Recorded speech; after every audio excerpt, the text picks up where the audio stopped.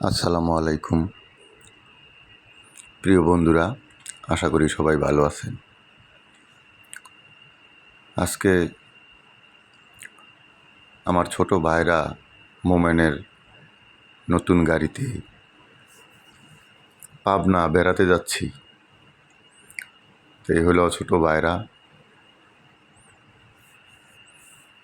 গাড়িতে আছে আমার বড় ভাইরা, মামা শ্বশুর, ছোট মামা শ্বশুর আর আমার দুই সম্বন্ধী। আমার ভাইরা মোমেন এই গাড়িটা নতুন কিনছে। তো এই গাড়ি দিয়ে পাবনা বেড়াতে যাচ্ছি। এখন আমরা আছি যমুনা সেতু। ওই যে পাশেই যমুনা রেল ব্রিজ নির্মাণ করা হচ্ছে নতুনভাবে। এই যমুনা সেতুর মধ্যে যে রেলটা আছে, এই রেলটা সরিয়ে নেওয়া হবে। এই যে মামা শ্বশুর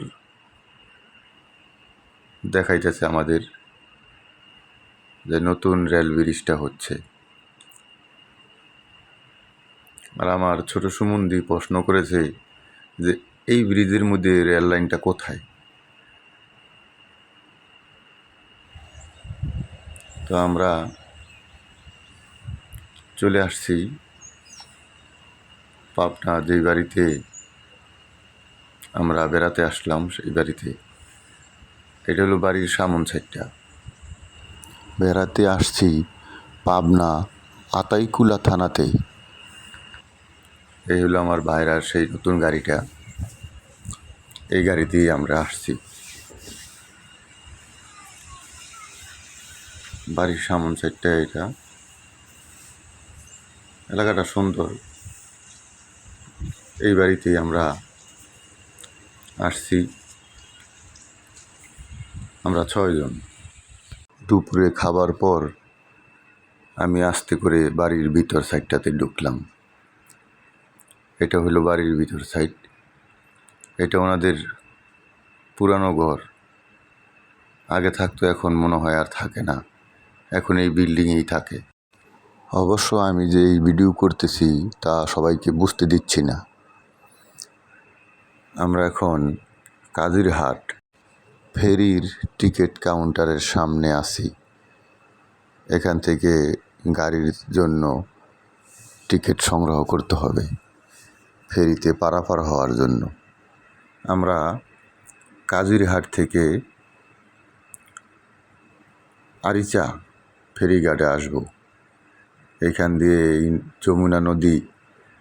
আরেকটা মজার বিষয়, এখানে কিন্তু যমুনা ও পদ্মা নদীর মিলনস্থল। আমরা সেই জায়গাটাতে আছি।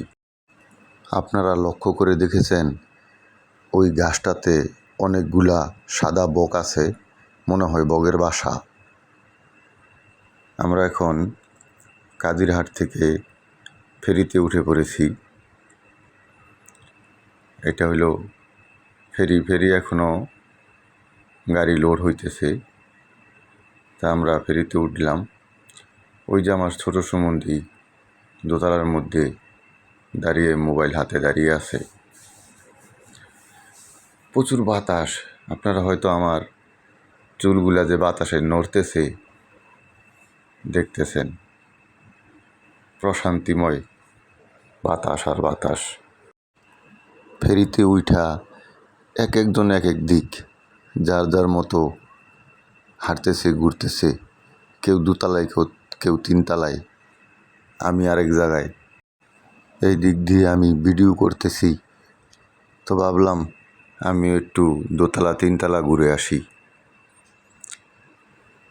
লোহার সিঁড়ি। আসলে এই ফেরির মধ্যে যা দেখতেছি সব কিছুই লোহা। দেখেন, লোহা ছাড়া আর কিছু নাই। লোহার সিঁড়ি। 2 তলা থেকে এবার 3 তলায় আসলাম। আর বাতাস, নদীতে ঢেউ। নদীর ওই পাড়টাও অনেক দূরে দেখা যাইতেছে। সামনে যা দেখতেছেন ওইটা হইল লঞ্চ ও স্পিড বোট। ওই ঘাট থেকে ছাড়ে, যারা গাড়ি ছাড়া আসে তারা অনেকেই লঞ্চে বা স্পিড বোটে যায় আরিচা ঘাটে। স্পিড বোটে যাইতে সময় কম লাগে, আর ফেরিতে যাইতে সবচেয়ে সময় বেশি লাগে। 1.5 থেকে 2.25 ঘন্টার মতো সময় লাগে ফেরিতে যাইতে। এটা 3 তলার ভিতরে ক্যান্টিন। এখানে ভাত থেকে ধরে অনেক আইটেমের খাবার জিনিস পাওয়া যায়। যারা ফেরিতে যাওয়া আসা করে তারা এই ক্যান্টিনে খাওয়া দাওয়া করে। এখানে আছে আমার মামা শ্বশুর, ফেরির 3 তলায় দাঁড়িয়ে পদ্মা নদীর সৌন্দর্য উপভোগ করতেছে, আর নিচ দিয়ে গাড়িগুলা লোড হইতেছে। তা আমি ওনাদের পাশে কিছুক্ষণ দাঁড়াইলাম। ওই যে দেখেন 2টা স্পিড বোট এখান থেকে যাইতেছে লোক নিয়ে, তার আরিচাঘাট যাবে। আমি যেখানে দাঁড়িয়ে আছি আমার পিছনেই আরেকটা ফেরি। এই ফেরিটার চাইতে আরও বড় ফেরি ওইটা। ফেরির 3 তলায় ওই যে মামা শ্বশুর, বড় ভাইরা ও বড় সুমন্দি দাঁড়িয়ে আছে। কিছুক্ষণের মধ্যে ফেরিটা ছেড়ে দিবে। এখন আমাদের ফেরি চলতেছে। ওই যে দেখেন একটা ছোট নৌকা, ইঞ্জিন চালিত নৌকা, নদীর ঢেউয়ের মাঝে দেখেন কি অবস্থা, ডুবতে ডুবতে ভেসে উঠতেছে। এত বড় ঢেউ, নৌকার উপরে দিয়ে পানি উঠে যেতেছে। তাদের কত সাহস যারা এই নদীতে নৌকা চালায়। ছোট ভাইরা মুভমেন্ট।